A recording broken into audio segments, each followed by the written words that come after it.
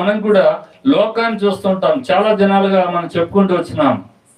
పేతురు గాలిని చూస్తున్నాడు. పేతురు ఎవరిని చూస్తున్నాడు అంటే గాలిని చూసి మునిగిపోయినటువంటి వాడుకున్నాడు. యేసుని చూసినప్పుడు నీళ్ళ మీద నడవగలిగినటువంటి వారు ఉన్నారు. అందుకని హెబ్రీ పత్రిక 12వ అధ్యాయము 1-2 వచనం గమనించినట్లయితే, విశ్వాసం కర్తయు దాన్ని కొనసాగించువాడైనా యేసుని చూడాలి. చెప్పుకుంటాం చాలా బాగుంది, కానీ చూడటం అనేది చాలా కష్టకరంగా కనిపిస్తూ ఉంటుంది. ఎప్పుడు